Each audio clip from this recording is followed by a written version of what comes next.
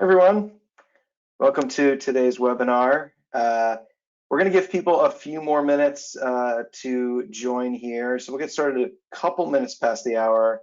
But thanks again for hopping on again today. We're going to be talking Amazon and Google shopping data, and really thrilled to be joined by Prasanna here from the GrowByData team, who will kind of be really talking about the Google side.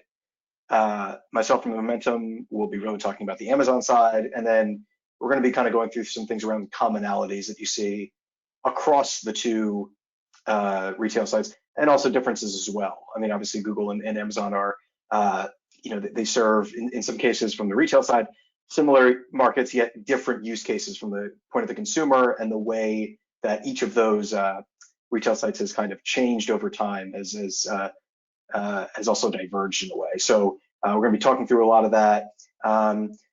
Again, just giving folks a couple more minutes to head out here. So a couple maybe housekeeping notes before we get started. This webinar is being recorded.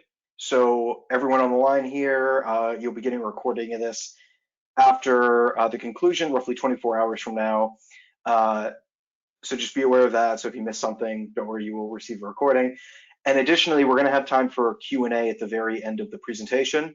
So if you look in your little control panel, probably on the right-hand side of your screen, if you're watching, there should be a little questions box. You can enter questions in there throughout the presentation. You don't have to wait till the end. You can enter them, as we're going. If something comes up, you have a question. So feel free to pop a note in there. If you have any trouble with audio, visual, anything, just feel free to use the chat, and we can help sort those issues out. But really looking forward to getting started here. And yeah, so I think let's now we're a couple minutes past the hour, so we can go ahead. So again, my name's Andrew Weber. I'm the director of marketing over at Momentum Commerce. I've been here for about a year, and been kind of in the e-commerce and advertising space for over a decade now of my career. And really excited to share some exclusive data that literally within this presentation is the first time anyone publicly has seen it. We haven't even shared it beyond these walls yet, these proverbial walls. So looking forward to doing that. So Prasanna, if you can tell us a little about yourself. Sure, thank you, Andrew, and welcome everyone. Prasanna Dhungel. I am the managing partner of GrowByData, and we've been on the journey of really helping marketers, on e-commerce and digital for the last 9 years. And today, we will be presenting some of our findings around how Google has been changing SERP and how that's impacting marketing performance. And especially at a time when search is very much changing, and Google's making a lot of changes. We hope some of these will be helpful and trigger ideas for you as you think about 2023. But I look forward to this. Thank you. Awesome. Yeah, so just a quick background on Momentum Commerce. Our mission is to be the most respected consultancy in e-commerce sales and marketing. So primarily, we're helping both brands, investment banks, and private equity firms really understand marketplaces like Amazon, Walmart, Target through a really robust use of data that we house internally. And then additionally, layering services on top of that. So in the case of brands, like some of those you see here, helping them manage their retail media spend and retail media allocation. Also, some aspects of their actual retail operations, whether that's fulfillment services, dealing with Amazon account management, content management, etc. So that's a little bit about us. You can see, again, some of our clients on the right-hand side here. And then Prasanna, if you can just share a little bit about GrowByData. Sure. So we are a marketing intelligence partner to brands and agency partners. And specifically, we help agency partners win new fees, boost marketing performance, help their clients monitor their brands. And while we've actually done a lot of work in e-commerce and retail, we've increasingly been expanding our services outside of retail. And so work in finance, insurance, and other categories, hospitality. And and then, specifically, we are trying to really help agencies stay on top of some of the platform changes and competitive landscape for them to really be on top. Great. So just to get to our agenda, what we're going to actually talk about today. So first, we're going to kind of go through how you can think about kind of determining your market trajectory in this changing landscape, and really how both the two platforms are changing and what's happening in each of these. So first is Prasanna's going to go through kind of changes to Google's SERP, and then I'm going to go through over changes that we're seeing in Amazon search volume on a category by category basis and what that might tell us about the market. Next, we're going to go into more competition landscape. So essentially, right, who are the category leaders on Amazon versus Google shopping? We're going to be using kind of two categories, the apparel, clothing, shoes, and jewelry space, along with home and garden as kind of two samples here. But I'll show you kind of data sources you can use that kind of broaden those out. But just for the purposes of this exercise, we're going to be focusing on them. Also promotional trends, so price changes and other things that we're seeing across both platforms. And then lastly, before we kind of get to the kind of takeaways and wrap up, going to be getting to kind of emerging trends that we're seeing kind of for 2023. And this includes kind of the price of gaining market share, kind of some search behavioral trends. And then again, we're going to kind of wrap it all up with some Q&A at the very end. Again, for those of folks that might have joined a little late, you'll see a questions bar on the right-hand side of your screen. At any point during the presentation, something catches your eye and you want to ask a follow-up question, just pop it in there. We'll get to those at the end of the presentation, but you don't have to wait till the very end, right? You can do that anytime. And then additionally, this is going to be recorded. You'll receive a recording of this roughly 24 hours from now. So just keep an eye out for that.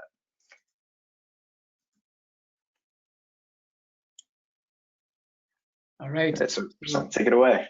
Yeah, so this is Google SERP, and you can see how the google.com page varies by the type of question you answer, right? So you ask. So running shoes, you see ads on the top, maps, popular products. Then, as you begin to ask questions like history of lava lamps, there's feature snippets people also ask that shows up. Whereas, as you start to ask the how question for the DIY enthusiasts, you begin to see videos. And what's really important is Google SERP, this page varies, on organic and paid, by category, keyword, geography, device, and so on. And what's most important is the #1 spot on organic, as reported, may on many times may not be the #1 spot on the page. We call it true rank.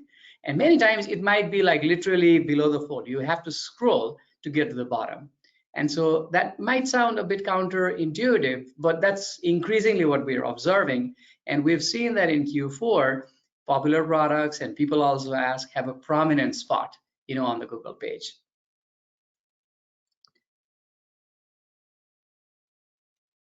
And here's us tracking SERP over the last year. So what you will see is this kind of gives an indication of the economy as well as Google changing SERP. So, last holiday, December, November 2021, market was great. You begin to see a lot of ads, at that time, and then we even noticed shopping ads, which is right here in the middle, is in fact up to Q2, you see a large part of SERP, with shopping ads. But then as the economy heads into headwinds, we hear about recession, the war takes a toll, inflation takes a toll. We begin to see shopping ads slowly shrink, on the SERP. Now, the question is, what is that replaced by? Yes, you do see organic rise, but you will see popular products, which is an organic component, really take prominence. We've learned a lot that Google's becoming very visual. And so, the shopping ads is being swapped by popular products. And this is a major opportunity for brands. We find many times brands and retailers do not understand this component and do not see it, and they begin to see clicks drop. And so that's a key thing. The other is you begin to see people also ask, have a clear position on SERP and growing. And what is interesting to me is like, up to Q1, Q2, text ads were not that prominent, but in the second half, you begin to see text ads above the fold. So this is kind of an indication that, you want to be paying attention to these SERP features, as you kind of navigate through the year. Yeah, and I think what's notable here is just, this is indicative of Google being as large as it is, that for the most part, these changes are fairly gradual. It's not like, hey, one day they're turning anything dramatically on or off, but that, over the course of months, that the presence of a lot of these products kind of grows or shrinks And yeah, it's incumbent on being able to track that those type of changes. So super, super interesting. Now, this is the other one, which is paid SERP, text ads and shopping ads. What we noticed was we laser focused on apparel. And what we saw was like in the last holiday, November, December, there you see a substantial amount of paid ads here. But then going into the middle of the year, you also see a lot of it, and could be for various reasons. Sometimes I've heard that there was just excess inventory that was, that brands were trying to clear out. It could just be, discretionary spending at that time. But, you begin to see that component really begin to drop, as you go into the Q3, Q4 of 2022. And then this is really swapped by the next slide, which is really, on the organic side. So you see, like, if you look, organic, has had a gradual drop, overall, which is at the bottom. Popular products, which I was noting to you, has risen, and you begin to see that, when shopping ads, which is like the second from the top, that drops, at the end of December, when Christmas sales are gone, then, popular products suddenly shoots up.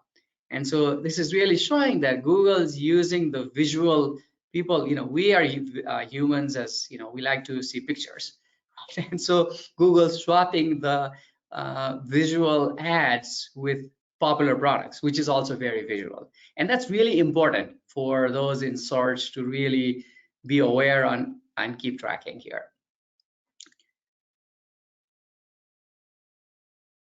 All right, so now we'll get into kind of some search volume trends and a little bit of a holiday recap, which I know, Prasanna, we were kind of hitting on with some of the changes on Google, where they're getting a lot more editorial. Essentially, we're going to put less emphasis on some of the ads, more emphasis on some of the things that are essentially curated or more organic as a word.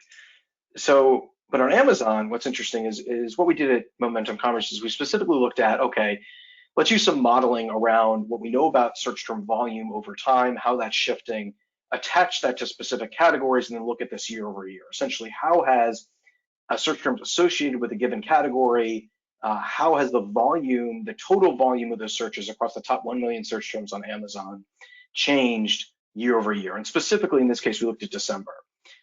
And what we found is that this past December, on a year over year basis, search volumes across Amazon actually was about 6.3% year over year. But there was a really wide disparity of what those changes were depending on what your specific category was. So in the best case, it's the case of beauty and personal care, which rose, over 34% year over year. And this is actually, we did the study back in October, and we saw, again, a couple dozen percent increase also year over year for beauty and personal care. So that's a really interesting trend. This has now been multiple months of year over year growth for this specific category. On the flip side, right, you see things like grocery, jewelry, industrial, and scientific, which did take pretty noticeable drops. Now, I think something to note, which we'll kind of talk about in for the slides here, is like when you look at these numbers, keep in mind that, okay, you can think about your success versus the category, right? Okay, so if I'm in, let's say, the pet supplies category, and I saw, generally my sales, which you can kind of, if you're kind of thinking about this as a rising tide lifts all boats, that you should be right within that range of this volume increase, roughly speaking. Obviously, subcategories are going to have differences here. But if you're either strongly overperforming that's great news. It means you're actually overperforming category. If you're underperforming, even if you might have grown 6%, which might feel, hey, in the grand scheme of things pretty good, you're actually under-indexing the category. So this is kind of good to, again, just benchmark yourself versus maybe what you saw over this past holiday season. And again, as I talked about, right, kind of beauty and personal care, this is now a multi-month trend that we've seen of kind of year-over-year growth from a volume perspective. There's definitely a strong increase in consumer activity on a year-over-year basis within that category. And what's interesting, at least with December, is you saw typical categories that you think of as gift-giving categories, right? You talk toys and games, video games, electronics, very much under-indexing market, right? We have 6.3% is the average growth. So any category that is essentially below that rate is actually not growing nearly as fast as Amazon as a whole. So notably, right, you see a couple of those categories actually did not have quite as good a December as you would think from a growth perspective. And as talked about before, okay, now when you, again, this is broader strokes. So think about this as a top level category. There may be differences as you get into a subcategory level. But if your category is growing, are you growing at a similar rate, at a greater rate? That means that, okay, you're actually you're overperforming the market. Your strategies are likely really paying real dividends. It's not a product necessarily of just, oh, well, the category is growing and I've kind of just been taken along for the ride. Instead, if you're growing beyond these marks, that's a good sign that your strategy and tactics are on the right track, right? You're kind of hitting the right notes there. Now, if your category, let's say, is under indexing or you're hitting below, right? Are you shrinking at a lesser rate, or growing, as the case may be, right? Maybe are you right? If let's say you're in the grocery and gourmet food category and you actually saw sales maybe stay flat over December year over year, it's actually a good thing because the whole category actually saw a decline. So keep these in mind again as you're thinking about benchmarking yourself over the past holiday season. Now, we're going to go later into, okay, well, what does this mean longer term, and what are we seeing kind of forward looking as we look in. So we'll get into that a little bit, but this is, I think, a really good tool to understand what went on in December and how you should view your own brand's performance. So Andrew, Prasanna, I think this is a great follow-on for you here. Yeah, so I was going to ask you, so what that means is, if you are brands in the beauty space, right? And, if you grew 20%, like between 21 and 22, then obviously on Amazon, then you are not really growing as fast as the category. And there's tremendous opportunity, to increase your visibility and have tactics there. Exactly. I mean, yeah, I think in any of these cases, if you're right, especially in these very promising categories that are growing very fast, and let's say you are slightly under indexing, right? 20% is pretty good growth rate. But when you look at the wider market, you say, oh, there's actually more to be had there. This is really the time where it's you can get a lot out of your marketing investment because there is this just increase in activity. And it's one of these rare cases where if you have this increase in search volume, right, overall, right, CPCs are increasing on Amazon, they're increasing just about everywhere, but it's one of these rare cases where if you have a category like this where search volumes are increasing dramatically, there is an opportunity where CPCs, may, again, depending on the term, either stay flat, maybe decline slightly because there's just such an increase in volume. Essentially, there's more clicks to be had, so you can get a little bit more out of your marketing investment, obviously. And I think, the flip side, though, you're in a category that's declining. You have to get a lot smarter about it. And I'm not saying that there's your marketing investment can still pay a lot of dividends, but you've got to be very, very, I think, strategic about where you're deploying it. Are you going after, let's say, right, if you can figure out what brands are growing, as the case may be, maybe doing some conquesting campaigns on them to kind of piggyback on their success. So different tactics. There's still opportunity, but definitely on the growing, the left-hand side of this graph, those are the opportunities to really you could increase your investment and probably see really good returns on it, done intelligently. Yeah, and I'll piggyback on this, and this is really showing how, this is obvious, but how in Q4 we were seeing, while shopping ads, and paid ads dropped on Google, between 21 and 22, Q4 was the time when it was growing, especially over November and Christmas holidays.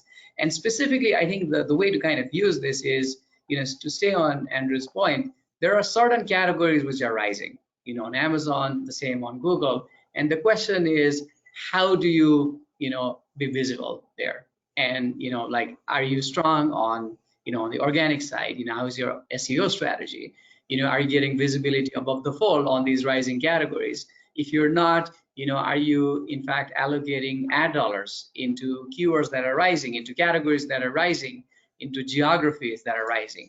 And so essentially tying demand, at a keyword level, at a category level, at a regional level, and ensuring that your ad strategies are really tied to that will help you give the highest ROI. And that's clearly what this is showing. This is really saying on average, we like to get deals, we're shopping in Q4 and ads are visible. And so the question is, are you visible and are you getting the highest return for your visibility? Yeah, and I think what's notable is, especially in this apparel space, as you can see right around Black Friday, Cyber Monday, right, there was a pretty noticeable change, right, in just the kind of share of real estate going to popular products, right, and which I think just naturally, right, depresses the share of essentially shopping ads. So it's right, even increasing the level of competition on top of everyone obviously bidding for this. Right. As well. Right. Okay, so let's talk through the competitive landscape and how that has been moving across both of these platforms really over the past year. So what we saw, at least from a holiday perspective, is, and this is again using clothing, shoes, and jewelry as an example, is from a paid perspective on Amazon, the pricing changes were a little more moderated, but a little more volatile when it comes to the paid ads and from a share of voice. So this is kind of showing, and I'll pop into this tool in just a second to kind of show you how you can use it, but it's a free tool on momentumcommerce.com. We can play around with it. We can look at a specific category and essentially how certain brands adjusted their price or changed their share of voice, over the Black Friday, Cyber Monday period. But you can kind of see here, like Amazon Essentials, which is this big one here, very, definitely took the lion's share. But you also saw a lot of competitors kind of down here, also kind of, kind of going up and down. Meanwhile, the pricing staying markedly kind of, steady across a lot of these players here. Now, okay, well, what was the story for patio, lawn, and garden? Kind of similar, even more volatility from the paid share of voice perspective. Now, I'd say this is a category that's very, very wide, like versus clothing, shoes, and jewelry. Those are clothing, shoes, and jewelry. It's pretty self-descriptive. Home and garden is a very wide swath of products. So you see a lot bigger difference here when it comes to price and that type of thing, right, with higher priced products versus lower priced. But you're seeing a very, kind of this high degree of volatility from a paid share of voice perspective. And let me just show you how this tool works quickly. So first we'll go into clothing, shoes, and jewelry. And you can kind of see what you can do here is essentially, right, look at, this is a specific category. You can actually look at, okay, well, who had the most total share of voice change over the holiday period? And right, what we see is it's Carhartt and Nike. Now, Nike doesn't, even advertise themselves, but it's actually resellers that are doing this. So that's all driven by resellers. And then you can also look at this. You can essentially click on or off specific players you want to look at. And then you can also look at price changes. So in this case, right, we actually see Levi's actually had in this category the largest average price decrease. This is inclusive of coupons and deals during the holiday period, as opposed to the comparison period, which is the first part of the month. And you kind of see in patio, lawn, and garden, kind of, a much wider, again, keep in mind that this is a specific high level category. You can dive in here, right, look at specific subcategories here. So let's say we wanted to look only at outdoor decor. We could maybe look at let's do outdoor decor here. So then you can look at actually within these specific kind of, okay, for my category, maybe I only care about certain, okay, I want these ones, but maybe not this. And you can essentially see, okay, well, in comparison to these sets of players, how am I tracking?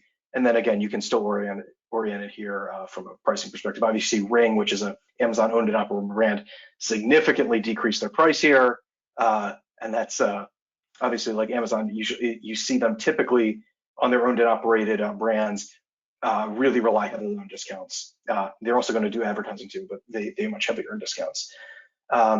So just you can check those tools out, and we can send those along, just links to them with the presentation we send along. But this is kind of a good tool for kind of understanding, again, what we saw generally, not every category, a lot of volatility on paid. You saw definitely some pricing changes, but it wasn't quite as discount heavy across the board as you typically may have seen. So that was kind of an interesting mark there. And again, that may be due to supply challenges. Essentially, it's like, right, we're trying to get the margin out of this inventory that we've got in there as much as possible during the holiday season. You might see, right, we've seen in some cases heavier discounting, right, when folks are trying to get maybe product out the door at FBA to kind of bring a new product. Didn't see that quite as much on the whole. Obviously, there's going to be exceptions to that. Excuse me. Yeah, and this is our visibility on the Google site. So based on thousands of keywords that we're tracking across different categories, subcategories in apparel, across different regions, desktop, mobile, at the highest level, above the fold, here's the key players. And what we notice is some big brands, have the largest share of voice. So Amazon, is right here with strong share of voice on organic as well as paid. And paid means both a combination of shopping and text ads. And organic means a combination of the classic organic popular products. People also ask, in totality. And then, you will see others like Nordstrom, Macy's, Lulu's, and and others. And what's interesting is we were observing share of voice above the fold and across the board, in totality on the page. And specifically, Kohl's, Walmart, and Express, are the top 10 brands, from a share of voice when you look at it overall. But then they're not, in fact, on the top 10 when you look at it above the fold. And we were wondering why, right? And the insight that we found is because Google is really showing more organic, or rather the classic organic components above the fold.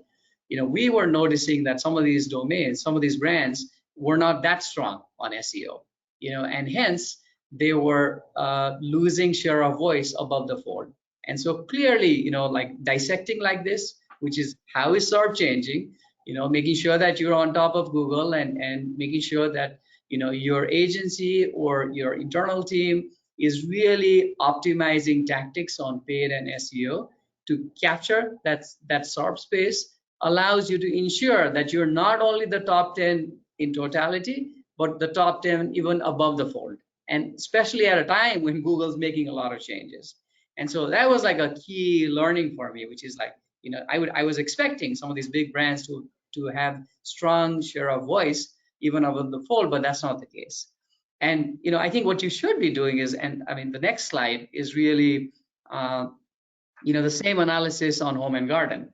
Now, what was strikingly different for me was on the apparel space, there were some big names that we all know of, whereas in the home and garden space, yes, you do have Williams-Sonoma, you have Target, Bed Bath & Beyond, and Amazon, but then there's other brands here which have also a strong share of voice.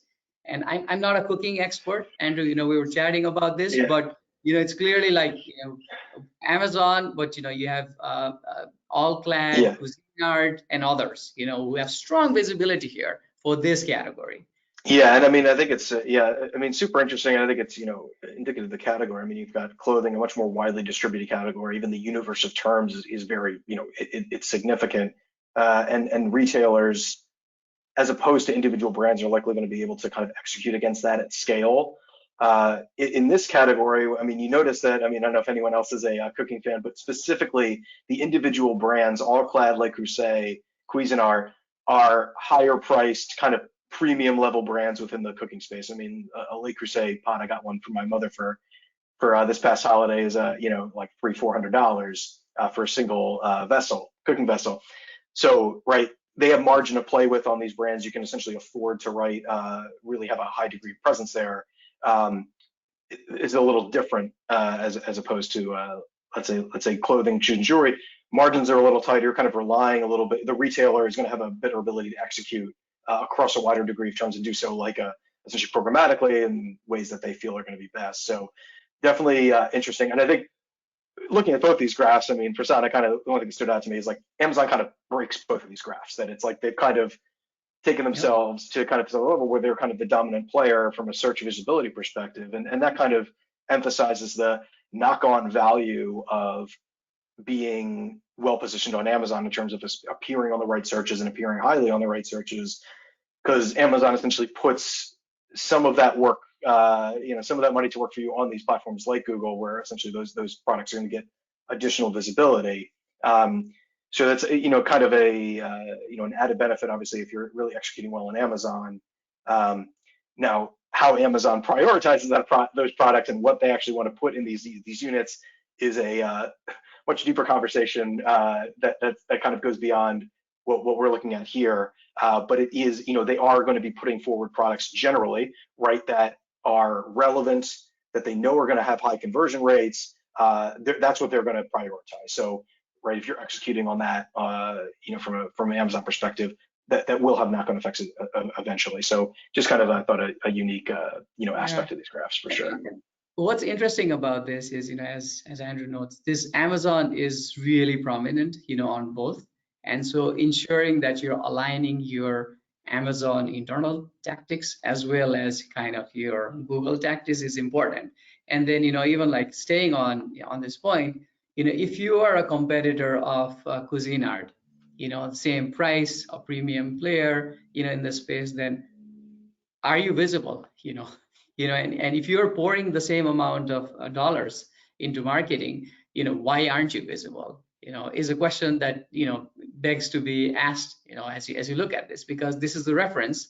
And so, while you may not compare yourself with Amazon, but you want to align your Amazon tactics, with kind of Amazon appearing, by category. But that said, if you're competing with one of these, and they're doing well, why aren't you? And is there some room to improve and even think about how to maximize those dollars going into 2023? And even dissecting this at a category, at a subcategory level, regional level, looking at this by desktop, mobile, above the fold. These are all ways that we've seen top brands and agencies really maximize these insights. Yeah, maybe go into. I love this graph because it really shows it, I think, at a more granular level. Yeah, and this is us tracking like the top 5 players on visible shopping ads, and on both apparel and home and garden. You have Amazon, leading the way. But that said, you begin to see the other big players try to, in fact, take over Amazon, especially during holidays. So you can see like Express, we were noticing is taking has more visibility over Amazon, especially like around the November holiday timeframe when all of us are trying to buy. And then the same, Target, for example, is trying to take that spot when all of us are trying to buy home and gardens, come Black Friday or Cyber Monday. And then the other is, you have other domains like, for example, Lulu's and Williams-Sonoma, who are consistently here and visible. And many of these, we'll go into this in futures in other slides. But you're visible, but are you using the right kinds of pricing, the right kind of offers to, in fact, draw the shopper from Amazon, who is always out there? And so it's really having this visibility and making sure that you're adjusting your tactics, like from reviews, pricing, shipping, and all of that in light of this is of very high importance here. And this is really around promotions. So I'll spend some time. So what we see as shoppers, like, I searched for running shoes this morning. It's getting cold in Boston, and if I want to run, maybe I need a warmer pair of running shoes. So it tells you, like, when we see the ad, we see like sales, price drops, and come holidays, you begin to see promotions, site-wide discount, free shipping, 50% off, and so on. So what we were noticing is sales, promotions on apparel started a lot earlier, versus home and garden. So, there's another slide that'll really show you over time, but we noticed a lot of sales, and sales could mean the sale tag, price drop, shipping, etc. But at a macro level, you see apparel shoppers benefit from these promotions in October versus home and garden shoppers. As expected, in November, we were seeing a lot, of discounts, and promotions. But then come December, it begins to go down. And so shoppers who may be waiting for promotions into December might have been disappointed, as these numbers show. But that said, we were still seeing a lot of home and garden in December. And I was thinking, is it people like, are they do a lot of shoppers who are trying to buy snow gear and outdoor things for the winter? Is that why? Again, you have like category level nuances that you need to track. You want to track against search volume, but this is what we were noticing, from like, promotions. And then the next, sorry, you were saying. And and I think, this slide kind of shows, how this behavior kind of is very, it is also time sensitive. So then you get these kind of just notable increases, right? I think the one up top is kind of interesting, where you just see a spike, and it's like, how do you respond to that as a brand, right? Yeah, and absolutely. And so how this ties to like visibility is you might be equally visible. You might be sparing the same amount of dollars, but suddenly your clicks drop. And the why could be your competitor has a major price drop at that time and you don't know. And you're like scrambling to figure out the why. And so like insights like this, our clients, our agency clients really use us to say, oh, like if I am like a big apparel brand, and I'm spending the same amount and suddenly my clicks drop, then, and if my competitor is offering a promotion in early October, then should I be nimble enough to kind of try to bring my promotions from November into October? Or if I can't do anything this year in 2022, when I think about 2023, should I be having some kind of promotions, talk to my merchandising team about having some type of promotions at this time. And the other thing is, I was even thinking, like, why do prices drop? Is it because clearance of the summer inventory? Is it try to get us shoppers to open our wallets before, catch the early shoppers? But you begin to get a sense as to what's happening, and it's important for you to be on top and really track this.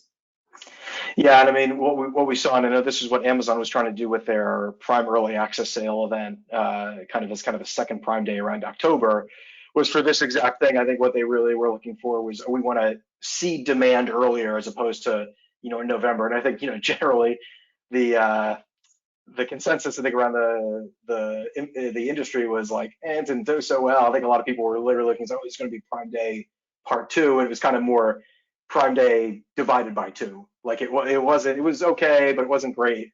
And a lot of it was, there was some inventory things, but it was kind of interesting that this idea that, okay, we can use discounts to see demand earlier, it was like, I'd say iffy results, at least on Amazon, as it were. And so, I mean, interesting in home and garden, it's a little more concentrated, which I thought was kind of interesting. Yep. Right? Yeah, and in the home and garden space, you see, promotions over the November holidays, which is expected, right? We saw a little bit of a spike in December. I mean, is it because there weren't as much sales, for the given promotions? I mean, that's to be determined. But that said, this shows you how understanding this at a category level is important. So you can make this wide strategy saying, we should give promotions in home and garden in October. Maybe that's not a great idea because there may not be as so much demand. But that said, in the apparel space, you want to be tracking this year to year. You want to be looking at this like search volume. You want to look at it by category, even like geography. Maybe this is not really prevalent in the South, right? And so really having these types of micro insights is important for you to maximize performance here. And here's another one, which is really, we track the top 100 sellers with discounts on apparel and accessories. And what you will see is, again, Amazon is not on the top 10 list of brands giving discounts in Q4. That was very telling to me. So while Amazon has strong visibility, on apparel, it's not the brand that's giving the discounts.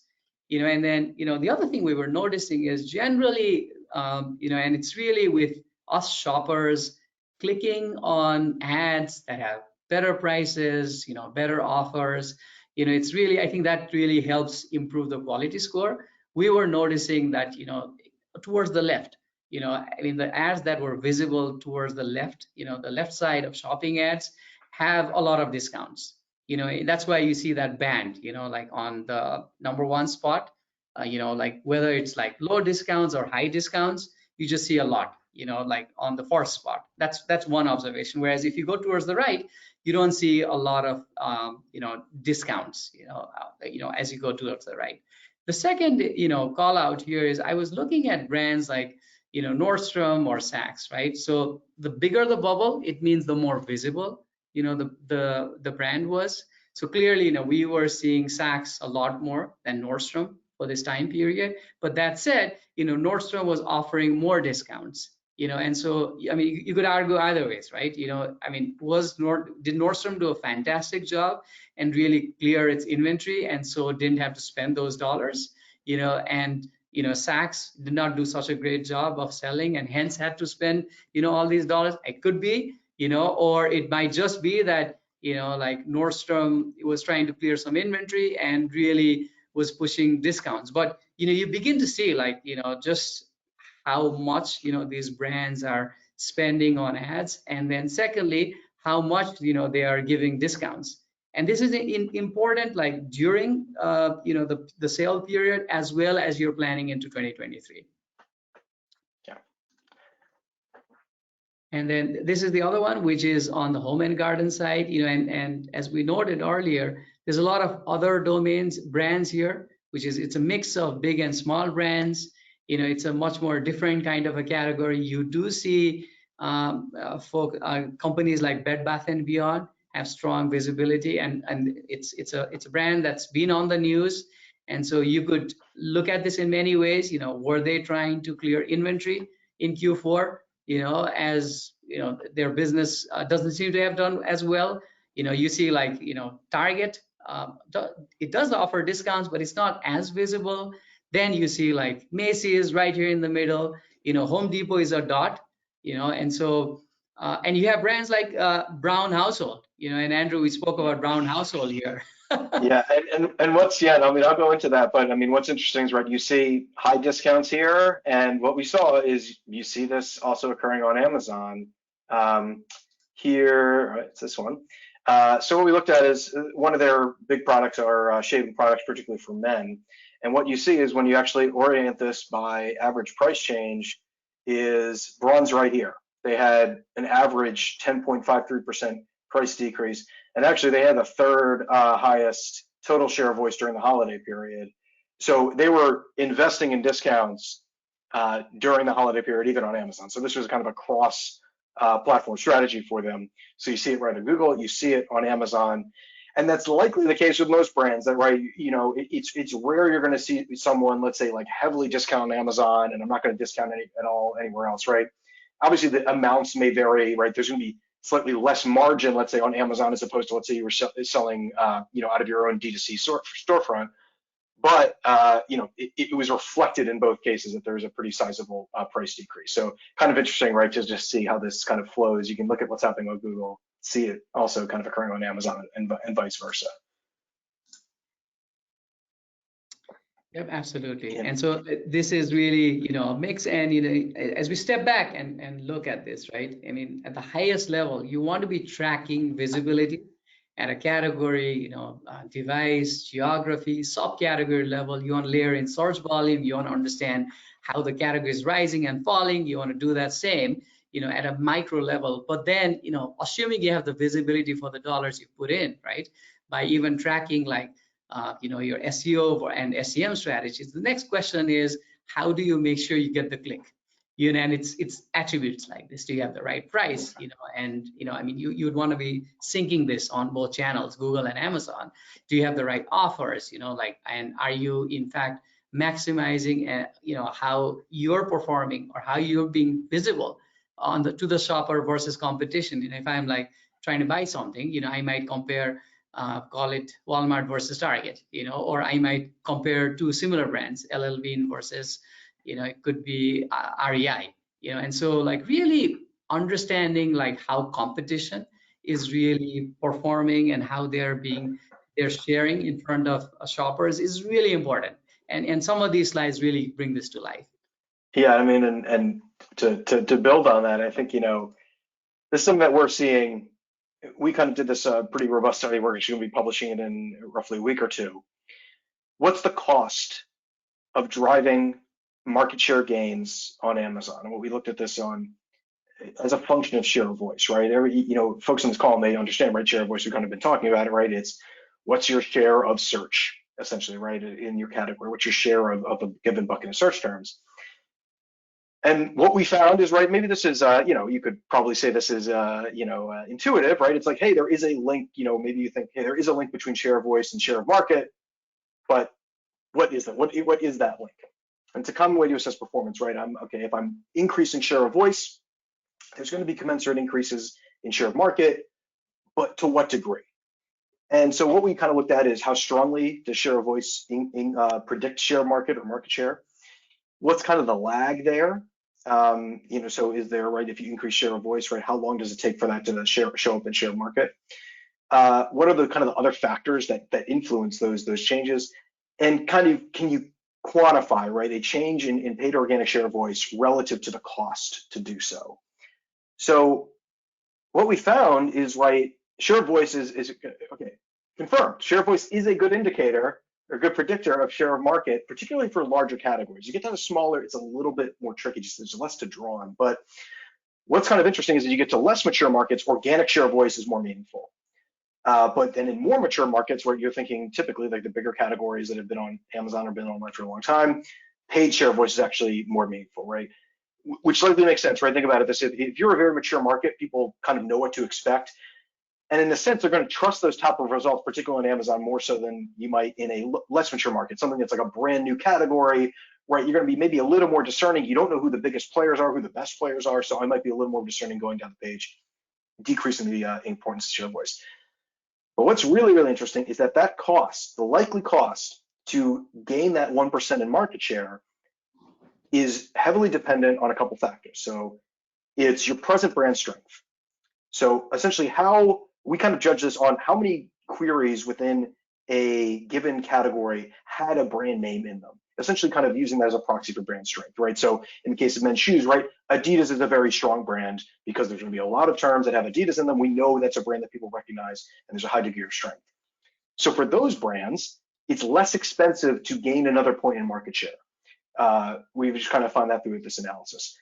Vis-a-vis, right, if you're looking at the other side of the equation, someone that you're not as well known, it's going to cost you more to get that same 1% because it just, you will have to spend more to drive those type of sales versus Adidas, they're already going to have the relevancy, et cetera, to kind of drive that. And the secondly is ad saturation rates. Categories that have high, there's a lot of ads on the page, it will naturally increase the cost to get that same 1% market share increase versus categories which may be lower ad saturation increases. Now, this is all relative because on Amazon, the average ad saturation rate of the kind of those first 10 first results, can be anywhere, really from like 40 to 60%, depending on what search you're looking at. So it can be very high. But there is still a pretty wide variance even between a given search and even some categories, especially as you get a little further down the funnel. So again, we're going to be publishing a more lengthy piece on this experiment kind of within the next month or so. And what we're also going to be looking to do is kind of helping brands like yourselves help calculate kind of this likely cost. What's the likely cost of driving this a 1% market share increase for my brand in this category based on all these factors, which we can kind of help quantify through some of the data we're collecting. So, okay, so that's saying, okay, I want to drive 1% market increase. You're kind of going to know maybe just even off the top of your head, okay, how strong a brand am I versus some others? You kind of at least know relative to others what it's going to cost. But what's kind of interesting is the nature of Amazon is changing. A couple of years ago, what you could say with a lot of degree of certainty is almost all the volume is driven by especially in a given category, a small number of searches that like these top generic searches, right, are driving a huge percentage of volume.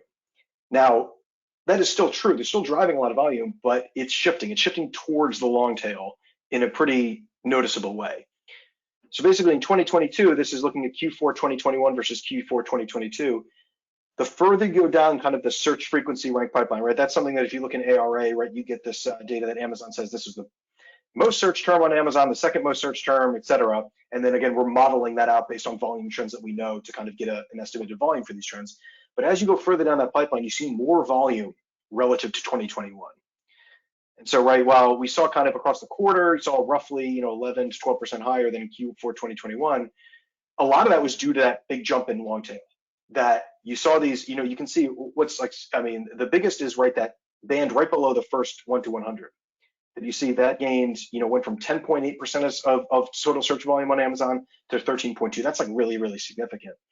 So yeah, we're not talking like the super niche terms. We're talking the ones that are kind of in the mid tier, where maybe something that it's like, hey, it's only driving a couple, 1,000 or 2,000 searches a month, depending. Like it's something that maybe you as a, and something that's happened slowly, right? It's not like a switch. So it's, I think this requires kind of a mindset retest. Say like, okay, we need to focus a little bit more on searches that from an SFR perspective are a little further down the funnel because they're actually driving cumulatively like a little more volume.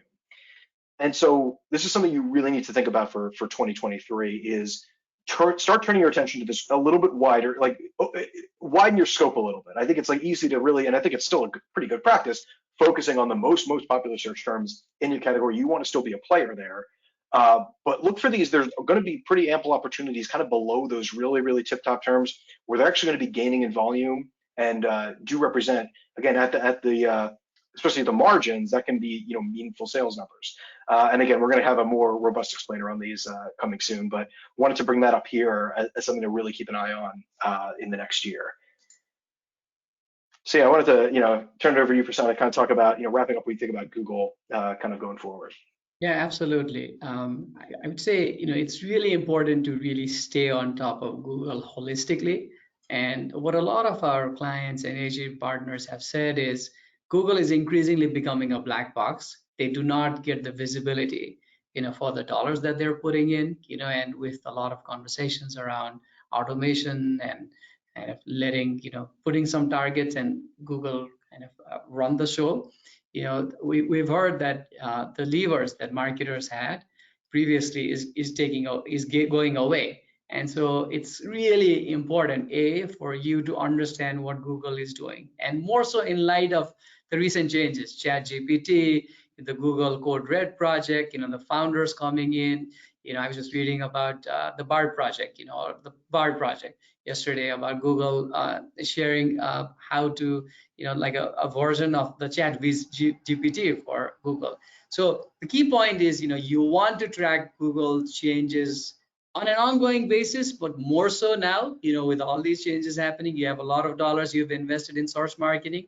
Let's make sure, you don't realize one day that your clicks have dropped and you don't know why, right? So it's key to understand Google holistically above the fold. Second is, we know that organic is capturing more of the above the fold real estate. And so you want to optimize for people also ask popular products and others. Google's testing all the time. So you want to know what it's testing and what it's really growing. That way you're not just relying on organic spot number one, which you get from Google Search Console, but you're really tracking Google to rank. So it's key you do that. The third is, with respect to economic headwinds, I'm sure you're under a lot of pressure from management team, from the agency leadership, about, hey, we need to be seeing performance. We need to be seeing performance. And so there could be room for opportunities, with less competition. Perhaps there's keywords where you have paid ads, that you could reallocate. So if organic is visible above the fold, those could be opportunities to reallocate into other keywords where you don't have organic visibility and capture demand, right? So there's really a lot of ways that you can move around ad dollars. You might have certain keywords that are striking distance. Optimize it, get it above the fold, so that you can again move those the ad dollars elsewhere. The other is really, I'd also watch out for text ads. And while that has historically been below the fold, we've seen it really rise to the top, and that could be opportunities. And then finally, Google historically promotes promotional ads, and so going into the holidays like Valentine's Day, July 4th, even through the end of the year, really track competitors, strategies with respect to their merchandising, promotions, and make sure that you have the right kind of product bundles. You have the right kind of imagery, the right kind of titles, the right kind of special offers, such that for the ad dollars that you put in, when you are visible, shoppers click and purchase. So these are times of change, and it's important that you have this visibility and you track this. Awesome stuff. And so yeah, I love this kind of, we'll quickly go through, guys. I do want to get to questions, but I did love this diagram of kind of how to think about kind of a process from this perspective. Sure. Yep. So we are monitoring digital shelf globally. We provide insights on marketplaces, retail media networks, search, and product. Our insights go into the agency or the brand's own platform. We know marketers have a lot of questions that tools cannot answer. We have white glove services that are able to go into SERP and answer very precise questions that you have, which other tools don't have. And our end goal is really to help you grow into new markets, win new fees, win new revenue, boost performance, and boost conversion. Love it. Yeah. So from the Amazon side, and this is, a common theme here in terms of Prasanna as well, but competitive intelligence really needs to be part of your kind of overall playbook in 2023. And that really should inform kind of any strategic shift you're going to make on the platform, and when it's conquesting campaigns, et cetera. And, an example is this here. You can kind of essentially look at a specific, this is using our search trends tool that's on our website. This is an easy way, very quick and easy way to do it, where you can essentially look at any brand. It could be your brand or another brand. And so you see where they're showing up. And also these opportunity terms, which are kind of noted in green here, are terms where the ASINs that show up most often next to this brand's ASINs show up, but that brand's ASINs don't. So essentially, like for Yeti, right, this could be Igloo or other cooler brands as an example, that those brands are showing up, but Yeti isn't, right? And you can kind of look at those specific terms. You can see like this, like camping stove, right? Means that a lot of Yeti competitors are showing up, but they aren't, right? That's an example of that. But really, kind of as you talk about this competition thing, it's really about taking an ASIN, at least on Amazon, really taking an ASIN by ASIN, a product by product approach to marketing investments. And that's both time and money, because each product really on Amazon is its own like micro market, as it were. It shows up in unique places vis-a-vis the other products. Your competitive set on a product by product basis may be completely different than even in the same product line, right? Depending on price, depending on any number of factors. So taking that approach to kind of how you're not just optimizing your advertising, but optimizing your content and a lot of other factors, like it makes a big difference, because that is how the platform essentially works and how you're able to really get the most out of it. And related to this is, again, if you're tracking keyword volume, you're looking at growth, you're looking at price trends, that's super important. As Prasanna said, it's important across both platforms. And as I talked about, right, okay, if you understand, okay, what's happening on a competitive aspect across these, these specific attributes, allows you to make better optimization decisions. And one way you can do this is on content optimization. This is something that we do here, and this is kind of an example, like kind of diagrammed out about how we do our content optimization process, which is a programmatic process where essentially, again, we're looking at, okay, you've got your target product, your product. Where does that product appear highly? You can look at the search terms where other products appear. Okay, for those competitive products, what are their search terms? What are essentially, right, some of the aspects, some of the terms they're using that is not present in your product. So essentially, you know where those weak spots are, where those things where, okay, these products are showing up because they're using this language. Your product is not. It's an opportunity again to kind of optimize based on these, and you can kind of see these target product aggregates down there are largely in order of what we know actually helps an ASIN become durably dominant on Amazon. What ASINs do not lose bestseller rank. They tend to have higher average share of voice, a better average price, right? A better price relative to the competitors, more reviews as opposed to their competitive set. So not just more reviews, but again, a higher kind of standard deviation of reviews.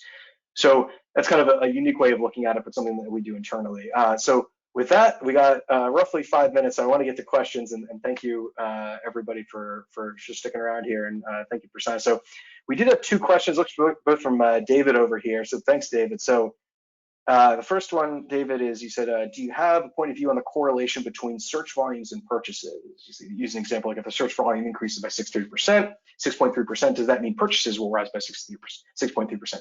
I'd say if everything was equal, that would be the expectation. The issue is that it never remains equal, right?